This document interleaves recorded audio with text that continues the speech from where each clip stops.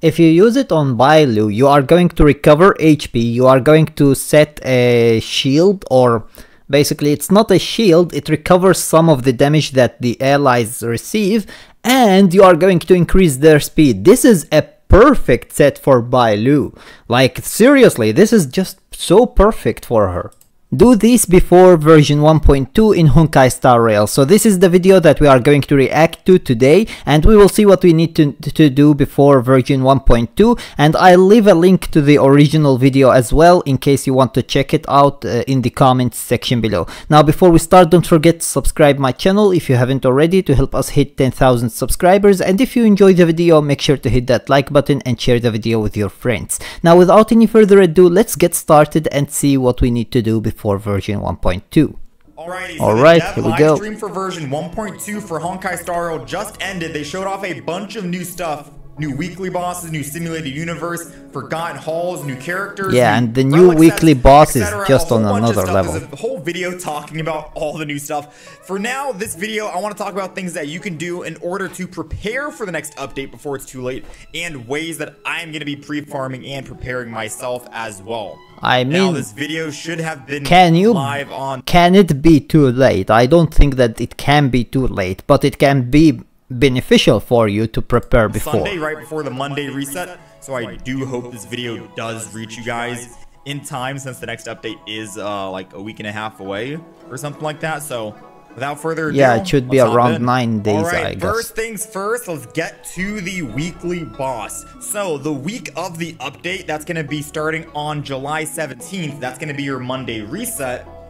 You should be saving your Echoes of War. Now, again, you guys are only able to use 3 Echoes of Wars, aka you're only able to fight 3 weekly bosses per week. The update should go live on July 19th, which is a Wednesday, or July 18th, which is a Tuesday, depending on where you live. For me, it'll be the latter. For you, it might also be the former. But save your Echoes of War starting on the week of the 17th until the 19th. Blade, Kafka, and Luka. So don't play it on Monday, don't play it on Tuesday, instead wait until Wednesday and then play it. 3 new characters are gonna be using the new weekly boss materials. They've already covered that during the live stream. And hell, even if you're not going to be getting Blade, or Kafka, or Luka, most likely future characters are gonna be running this new boss, this new weekly boss, considering that the weekly boss that we currently have in the maybe not all of them, but many of them are going to be. Boss out for what, like 2 patches already? Odds are newer characters will most likely be using the newer boss materials. Don't quote me on that. I would at least recommend trying to farm this boss at least 2 times a week right now at the moment, even if you are going to be skipping Blade, which is the first character banner.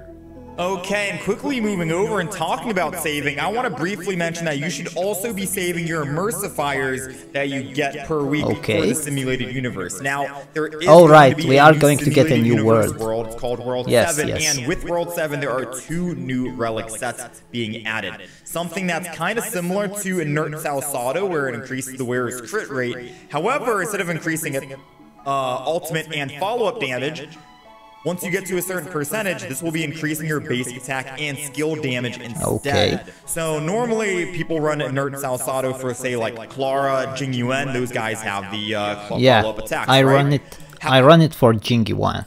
However, now with this new set, you could theoretically run this on, say, like a Sushang or a Seele, maybe other hunt characters out there. It gives you some options and basic attack and skill damage is going to make Seele insane. Is increasing the wearer's effect res, and whenever your effect res gets to a certain percentage, every ally's crit damage will be increased. We don't know the percentages just yet.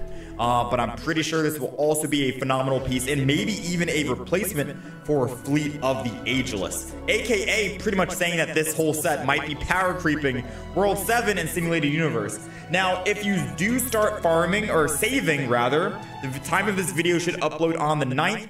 The 10th, July 10th, Monday, you get the 4 immersifiers, and then on update week on the 17th, July 17th, Monday, you can save another 4. You'll be able to get at least 8 immersifiers guaranteed by just saving and farming this new relic set and preparing for that. Of course, I wish though that they did basically the double drop as well together with it, but unfortunately they aren't. Use your own Trailblaze power if you so wish, but if If you want to save for now and try and get those new relics, then by all means, that is what I'm going to be trying to do.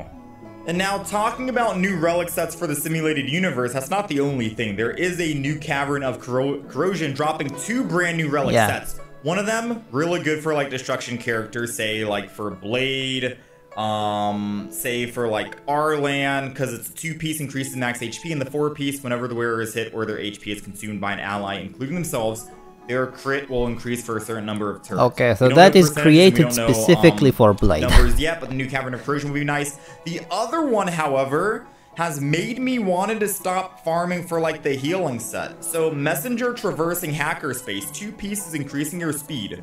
Pretty good. 4-piece, whenever the wearer uses their ultimate on an ally, including on themselves, speed for all allies increases for a certain number of turns. Also extremely good. So this is good for like Harmony characters out there. This is gonna be perfect for Bailu. This does not work on Yukong. I know it might sound confusing, but it says whenever the wearer uses their ultimate on an ally. Unfortunately, Yukong is attacking the enemy with her ultimate. So you can't run that on Yukong. You also can't run this on Luocha, because this also attacks the enemy. Yeah, this is going to be perfect for Bailu, I guess. I might be upgrading my Natasha and holding off. You see, if you use it on Bailu, you are going to recover HP, you are going to set a shield, or basically it's not a shield, it recovers some of the damage that the allies receive, and you are going to increase their speed. This is a perfect set for Bailu. Like, seriously, this is just so perfect for her. Farming that healing set now, wait until the update, farm for the speed increase, and then run that on her. I'll let you guys know, again, we don't know the numbers, we don't know the percentages or anything like that, but for me right now, this does seem like a very good set. So I'm going to halt the farming on the healing set for now and wait until the next update. So, even though you're not able to start pre-farming for these new relic sets for your characters, there are some things you can start pre-farming, however, and that's for the 4-star characters and the 5-star characters coming out in the next update. So let's start with the first half, Blade, Arlan, Xuan, and Natasha.